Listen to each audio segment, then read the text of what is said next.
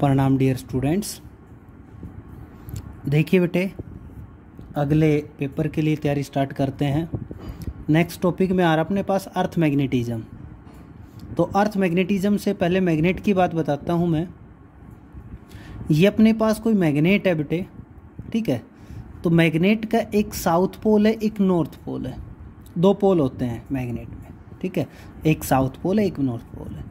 बेटे जब दोनों पोल्स को मिलाते हैं, जो ये लाइन आई, इस लाइन को बोलते हैं मैग्नेटिक एक्सिस, जो साउथ पोल और नॉर्थ पोल को आपस में टच कर रही है, मिला रही है।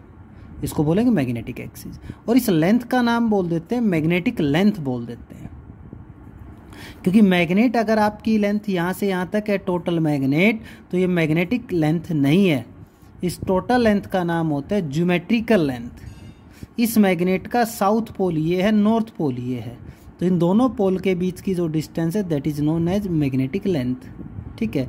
अगर मैं एक एक्सिस पास कर दूं ऐसे, तो उसको बोलते हैं एक्सियल लाइन, और अगर ऐसे पास कर दूं तो उसको बोलते हैं इक्वेटोरियल लाइन। दोनों चीज़ें अलग अलग है। तो ये बोला हमने मैग्नेटिक एक्सिस।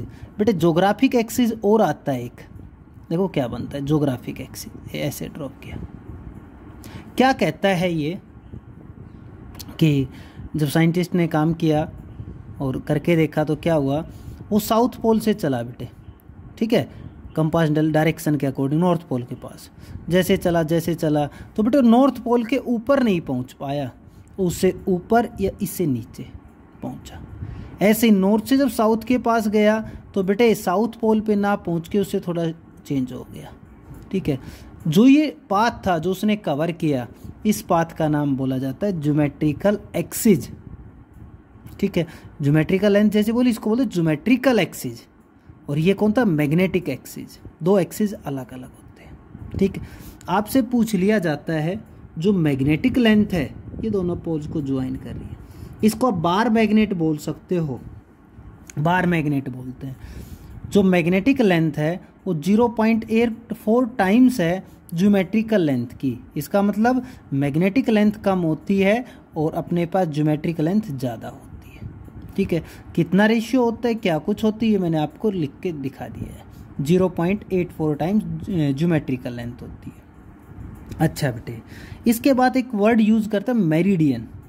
आगे हमें जो अर्थ मैग्नेटिज्म पढ़ाएंगे उसमें यूज़ करेंगे। मैग्नेटिक मेरिडियन क्या होती है, देखो बेटे, ये आपका साउथ पोल, ये नॉर्थ पोल। इस साउथ पोल से एक प्लेन ड्रॉ किया, दिखाई दिया। नॉर्थ पोल से होती है, साउथ पोल से होती है, एक प्लेन ड्रॉ कर लिया। इस प्लेन का नाम, नॉर्मल है ना, इस प्लेन का नाम हम क्या बोलते हैं, magnetic meridian. We draw a plane passing through the south and north pole, ठीक है। इस प्लेन का नाम क्या बोला जाता है, मैग्नेटिक मेरिडियन। बेटे मैंने कहा जो ये पोल हैं, साउथ पोल नॉर्थ पोल, इनकी अपनी कुछ स्ट्रेंथ होती है जिनको हम बोलते हैं पोल स्ट्रेंथ। और पोल जो स्ट्रेंथ होती है वो रिप्रेजेंट की जाती है स्मॉल m से। क्लियर है।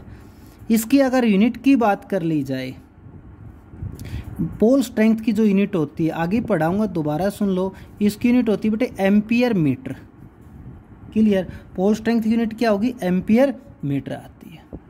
चलें आगे। अच्छा, जो आपको हमने बोला बार मैग्नेट, दो पोल है साउथ नॉर्थ, इसको हम मैग्नेटिक डाइपोल बोल सकते हैं। डाई का मीन्स होता है बेटे दो, और पोल का मीन्स पोल, जिसके दो पोल होते हैं, एक साउथ पोल है, एक नॉर्थ पोल है। दो पोल है ना, तो इसलिए इसका नाम क्या रखा, डाई पोल, जिसके दो पोल होंगे, ठीक है। बार मैग्नेट आपको नजर आ रही है, इसको हम क्या बोलते हैं, बार मैग्नेट, ठीक है। बार मैग्नेट को मैग्नेटिक डाइपोल बोलते हैं। क्यों बोलते हैं, क्योंकि दो पोल्स हैं और एक डिस्टेंस से सेपरेट कर दिए गए, इसलिए इसको क्या बोला हमने, मैग्नेटिक डाइपोल।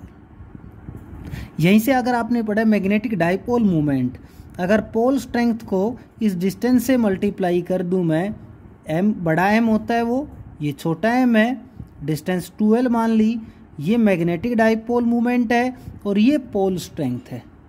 इसकी यूनिट आपने बताई एम्पियर मीटर, और इसकी यूनिट होती है एम्पियर मीटर स्क्वायर। जो लास्ट टॉपिक में पढ़ाया था, m का नाम I.AB होता है, I एम्पियर और a क्या हो जाएगी, मीटर स्क्वायर, I.AB बोलते हैं। क्लियर बेटे। तो जो बार मैग्नेट है इसकी क्या कुछ प्रॉपर्टी होती है वो सुनिए बेटे। पहला मैंने लिखा अट्रैक्शन। अगर किसी बार मैग्नेट को आप मैग्नेटिक मटेरियल के पास ले गए, जैसे कोबाल्ट है, निकेल है, कोई भी मैग्नेटिक मटेरियल है, तो बेटे वो बार मैग्नेट उन मटेरियल्स को अट्रैक्ट करती है। तो अट्रैक्शन का फैक्टर होते अट्रैक्शन, ठीक है। अच्छा, सेकेंड होते अलाइनमेंट। अलाइनमेंट का मतलब अगर एक बार मैग्नेट को मैं फ्रीली सस्पेंड कर दूं, थ्रेड से बांधकर उसको सस्पेंड कर दिया मैंने, तो बेटे जब वो आकर रुकेगी, स्टॉप होगी, तो जो उसका साउथ पोल है मैग्नेट का, वो रुकता है ज्योग्राफिक साउथ की तरफ। दिखा है साउथ पोल ज्योग्राफिक साउथ की तरफ, और नॉर्थ पोल जो रुकता है उसको बोलते हैं ज्योग्राफिक नॉर्थ पोल की तरफ, ठीक है। अच्छा, ऑलवेज स्टे ये नॉर्थ साउथ डायरेक्शन में करती है बार मैग्नेट। बेटे जो डायरेक्शन बताते हैं इसकी, उसको बोला जाता है कंपास निडल। कंपास निडल होती है वो भी ऑलवेज स्टे करती है north south direction. Magnetic field की डायरेक्शन चेक करनी है तो हम किसकी हेल्प से करते हैं? कंपास निडल की हेल्प से करते हैं। तीसरी प्रॉपर्टी देखो, मैंने लिखा लाइक। लाइक का मतलब लाइक पोल, एक जैसे पोल, मतलब साउथ पोल एक दूसरे को रिपेल करेंगे, नॉर्थ पोल एक दूसरे को रिपेल करेंगे। अनलाइक पोल्स, अनलाइक का मतलब है साउथ के पास अगर नॉर्थ लेकर आ रहे हो तो एक दूसरे को अट्रैक्ट करेंगे। अनलाइक एक दूसरे को अट्रैक्ट करते हैं, लाइक एक दूसरे को रिपेल करते हैं। Clear? Next property of pair. बेटे जो आप देख रहे हो मैग्नेट जो होती है ऑलवेज एग्जिस्ट करती है डाईपोल की फॉर्म में, साउथ पोल नॉर्थ पोल। ये मेरे पास इतनी बड़ी मैग्नेट है और इसको मैंने एक छोटा सा पीस कर दिया, बिल्कुल छोटा सा पीस। आप मान लो मेरे पास जो पेन है, पेन की जो निब है, इतना छोटा सा पीस बनाया, तो भी बेटे उसके पास दो ही पोल होंगे। कोई बच्चा ऐसे मत सोचना सर ने इसको दो पार्ट्स में डिवाइड किया, इधर पूरा साउथ है इधर पूरा नॉर्थ। अगर एक है तो हाफ में साउथ ये बोल दिया, ठीक है, इसका इफेक्ट, बट पोल तो यही है। अगर आप इसके कितने भी छोटे पीस कर लेना, जितना मनो उतने छोटे पीस करना, ऑलवेज कितने पोल आएंगे? दो। इसलिए मैंने लिखा है बेटे magnetic monopoles does not exist. Mono का मतलब जिसके एक पोल होता है वो एग्जिस्ट नहीं होता है, तो magnetic monopoles does not exist. Next repulsion. Repulsion is the sure test of magnetism. देखो बेटे आपसे पूछ रहा है कोई मैग्नेट है, ठीक है, आपने बताना है कि श्योर टेस्ट है या नहीं। श्योर टेस्ट का मतलब आपने दूसरा पोल बताना है। जैसे ये नॉर्थ पोल है, मेरा पेन भी एक मैग्नेट है, जब इस पेन को मैं इस नॉर्थ पोल के पास ले गया तो इसने इसको क्या किया? रिपेल, ठीक है। रिपेल करने वाला इधर नॉर्थ है, तो मेरे बार मैग्नेट जो मैंने मैग्नेट बोला पेन, इसका ये पोल भी कौन है? नॉर्थ। अच्छा, मैंने कहा ये मैग्नेट नहीं एक लोहा है, इस लोहे को मैं इसके पास ले गया तो इसको क्या करेगा? अट्रैक्ट। समझे ना? अट्रैक्ट, इसका मतलब ये नॉर्थ, तो पेन पे कौन सा है? साउथ।